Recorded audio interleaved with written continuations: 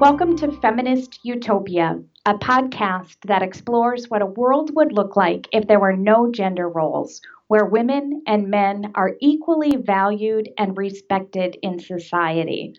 My name is Benita Malone. I am here with my friend, Debby Williams. and we invite you to join us in challenging misogyny and looking beyond the daily crises to envision a better future. In this inaugural episode, we'll focus on what we mean by feminist utopia, why we are starting this adventure, and what we hope to achieve. In spite of what happened earlier, I do know my name. I'm Debby Williams. Benita and I have been friends for a few years. I feel that the word feminist has been so maligned in the last few decades, but it wasn't always like that. We did disagree slightly, but one of my earliest memories of feminism is a group of women in my parents' front room with mirrors between their legs, raising their consciousness. Our bodies, ourselves was one of my birthday presents from my mother as a teenager, but I also got a 9mm Mac 10 with 30-round clips from my dad, but my weird childhood is a story for another day. Feminism was presented to me as the hope of more opportunity, not just for women, but also for men. They could be freed from the masculine stereotypes that have harmed them as well for generations, and women themselves could reach their full potential. And maybe we could get away from the idea that the gender roles were a limiting thing. And that was before we even came into the idea that gender itself was a construct, which is something else we will explore. We disagree just briefly. I mean, I have to say that I think to some people, men in particular, that feminism has always been a bad word. I think there's a segment of the population that is intimidated by the word and by powerful women. So when I think of a feminist utopia, I think of a world where that feminism word isn't so weighted and loaded, and it means more of what Bell Hooks says, where we have rights and empowerment of all people, male and female, and liberation from those sexist role patterns and oppression. So to me, to be feminist is to want all people, male and female, trans, however you identify, to be free from oppression. I completely agree, and I think you bring up a very good point that much of what feminism, when it is viewed in a negative way, is about messaging. And there's a book called Don't Think About the Elephant, written by George Lakoff, but it describes how you can create messaging and how the progressive left has failed compared to people on the right. The people on the right have taken feminism and made this boogeyman that's going to oppress men and force women to work in all sorts of industries that they never thought about working in and they don't want to. But basically, the idea is if you allow them to create the framework of how you describe your argument, you've already lost. So if the right describes feminism as this oppressive thing, and you say, no, it's not, we shouldn't be engaging at that point. We should promote and engage the message that it's a positive thing for all concerned. And I think that's one of the things Benita and I really want to do with Feminist Utopia. We want to provide hope and knowledge and the idea that freedom is obtainable for all of us. And I think that's a great segue into the utopia part of feminist utopia. We recognize that there is a long way to go to get to that point, but there's that meme, if you can dream it, you can achieve it. And when I think of a feminist utopia, if we don't dream it, there's no way that we can achieve it.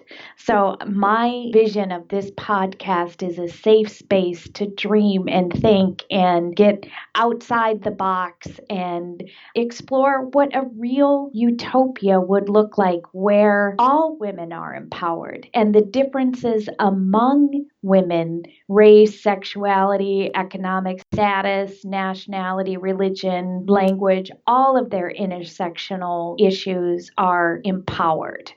And addressed, which brings us to another thing that Benita and I strongly believe in, is that intersectional feminism is an important part of this podcast. One of the first things that we said while we were discussing this is that we wanted to bring and highlight voices, especially of women of color, women of different marginalized communities and provide a platform where their thoughts and projects could be discussed. And Benita already mentioned Bell Hooks, who's one of my absolute favorite feminist writers. And I would say a theologian, but no, she's more of a, she's a professor. She's not the bishop of feminism.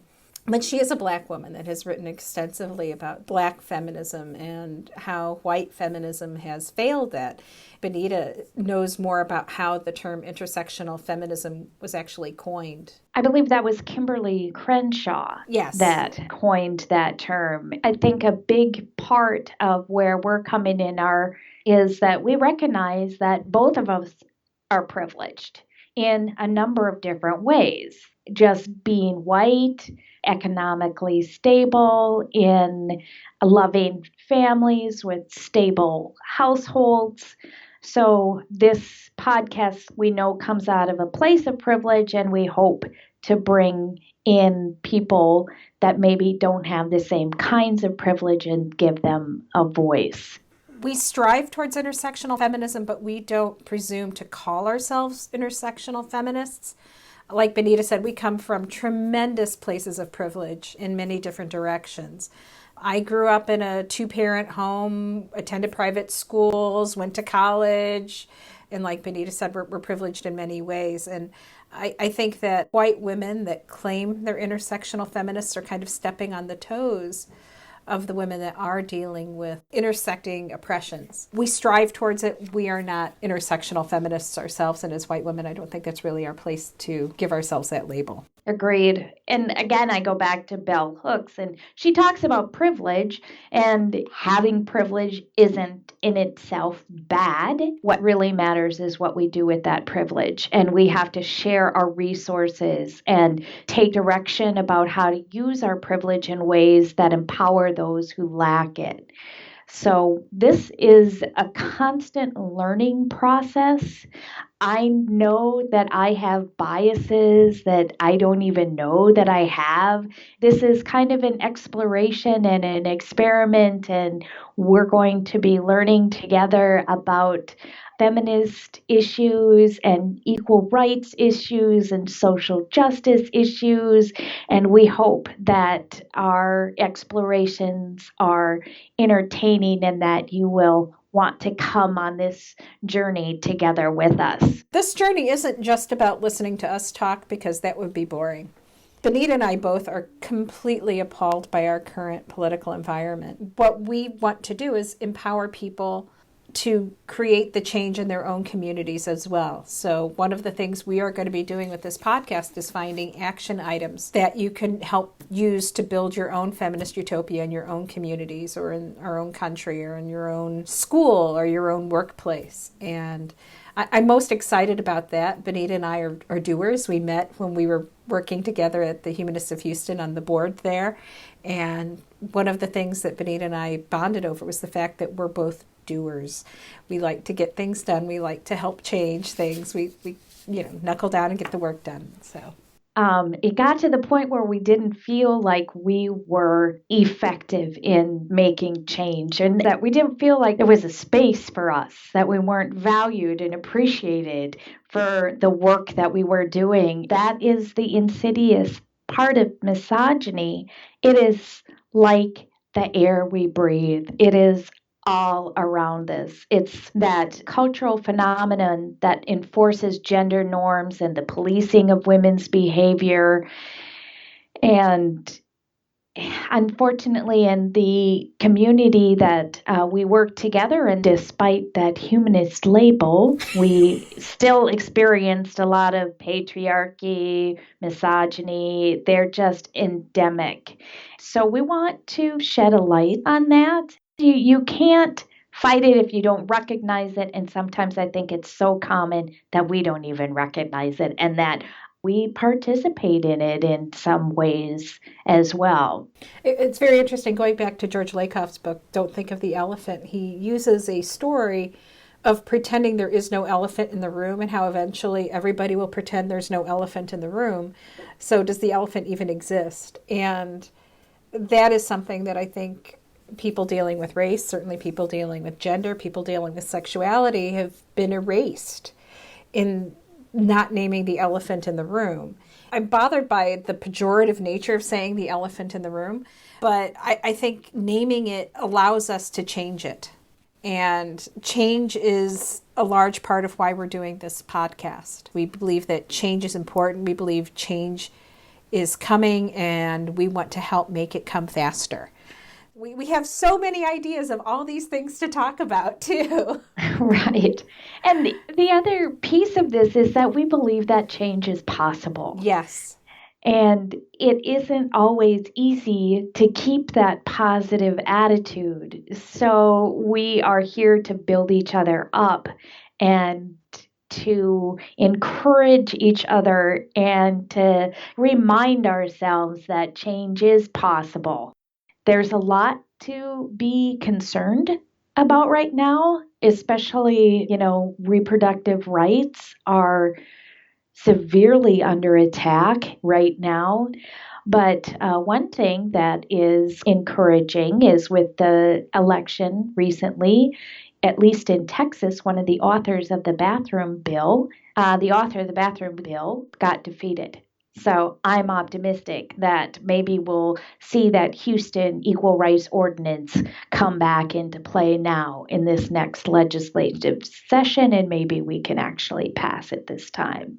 I no longer live in Houston, but I'm especially of the view that that's a basic right. I know when Hero was happening in Houston, there was a call within the gay community there to drop trans rights from that particular bill because it was just too controversial.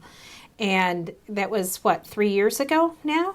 Mm-hmm. And we're already in a place where the legislators that so vehemently opposed it, that accused trans people of being child molesters and murderers, are getting voted out in just 3 years. This is huge. I know a lot of people were very sad that Beto didn't win and Heitkamp got voted out and all these things happened, and I can't get over the fact how much changed on the ground in many states like Texas, how much Eastern Washington changed. They got rid of people too. And so again, I'm very positive about this, and I want to keep that momentum going. I'm super looking forward to it. And in case you haven't figured it out, our trans sisters are part of our Feminist Utopia.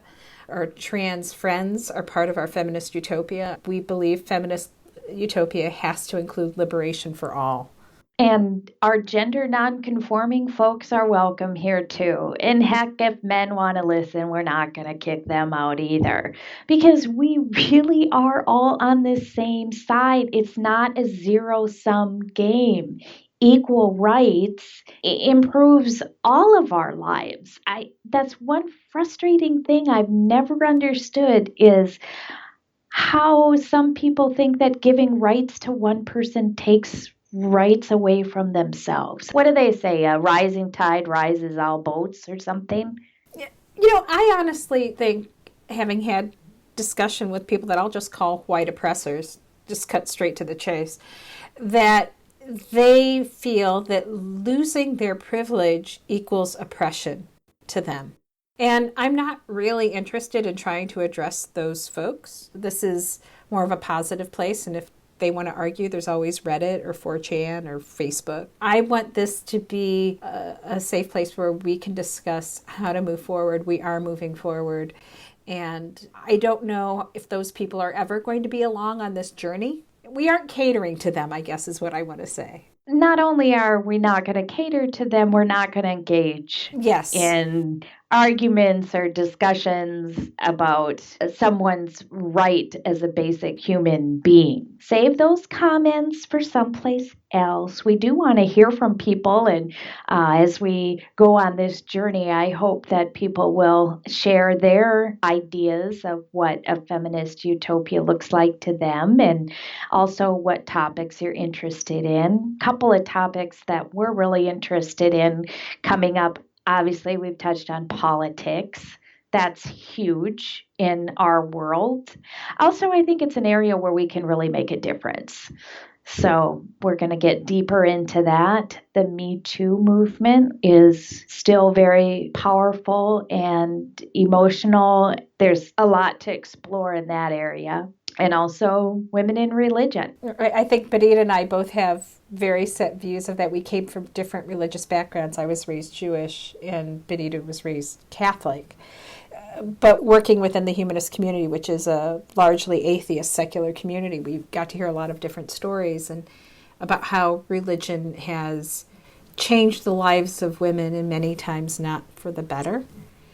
One of our friend of the podcast, Deanna Adams, had a segment in a book recently called Women versus Religion, and it dealt specifically with Black women in the church in the civil rights era and moving forward, and how historically that worked and where things might have worked out better if certain cultural norms had been different.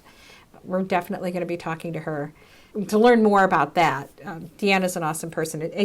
Full disclosure, she was with us at the Humanist of Houston as well. So one of my big things that I want to talk about is medical care for women.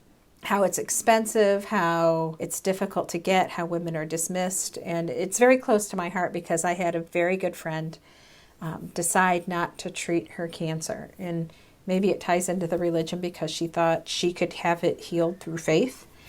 But little bits and pieces also taught me that she was scared of the money that it would cost. And she ended up dying after 5 years of a cancer that she had been given an 85% chance for a cure on. It really hits home to me how, for example, breast cancer is monetized and sold and given to the privileged few in terms of treatment, and how women are expected to bear other burdens in that regard, especially with the cancers that women tend to contract. So we're going to cover that kind of stuff. I'm not sure what other fun topics you guys have in mind. We're just barely scratching the surface. I mean, we've talked about the pink tax and how basic human needs for feminine products at that time of the month are taxed, and how we don't tax men the same way we tax women. Men don't pay the same price for their razors that women pay. That's another rabbit hole we can go down. Did you hear about I think it was in Arizona, where there was an attempt to raise money to get female prisoners more pads because they were given 3 or 4 pads for each menstrual cycle? I can't imagine trying to do that. But again, it comes down to men deciding what women need and ignoring the facts in front of them. And again, the misogyny that's so systemic and punishing women for having vaginas even. And so that's something that really chaps my ass. Okay. And it's just another example of how misogyny is everywhere. And they're an endemic part of our laws, our institutions, our social norms. Until we can recognize and call them out, it's not going to change. It isn't. But going back to we believe change is possible, one of the things we're going to focus on early on likely is women in politics. Benita and I have both worked with some really extraordinary women who ran for office, had good ideas. Not everyone was successful, but we want to talk to the women that have run, not just one, but women that have also lost, and find ways that we can help support one another as more and more women move into politics. I'm excited about that. But Benita and I literally have 2 sheets with 2 columns filled with ideas, but we want to hear yours. Another part of this is, we're not PhDs or have specific training, and no one listening to this should feel like they aren't feminist enough. Nothing that we suggest as action items are intended for guilt or shame, but just more of a positive way to engage in something you're passionate about. I believe that feminism informs a lot of what we do, even fashion and cooking, crafting. We're not going to just focus on the heavy issues. We'll get into some of those other topics as well. We don't want to continue the stigma that interests that are traditionally held by women are somehow less or meaningless or pointless. We are feminist in many of the things we do, not just politics. I recently spent some time with Benita. I was back in Houston, and we talked politics, I'd say 80% politics. Mm-hmm. And then we veered into crafting for a bit and came back to cooking, trying to come up with some meal ideas, and then came back to politics. And I think that is indicative of what anybody can do. There's no right way to be a feminist. And women do enough. Let's put that out there. Women do plenty. We don't want to make you feel more guilty because you're not cooking from organic scratch every night and calling your senators while you're stirring the pot. Right. So thank you so much for listening. We look forward to hearing from you at info@feministutopia.net. Email us with suggestions for topics if you're interested in being on. And like Benita said when we opened, we look forward to you coming on this journey with us. We don't pretend to be the all-knowing people who have all the answers. We're just starting out at this. Be patient with us. Be kind. And we really want to know what you're interested in hearing about because we hope to learn with you too. So with that, have a good evening. Talk to you later. Bye.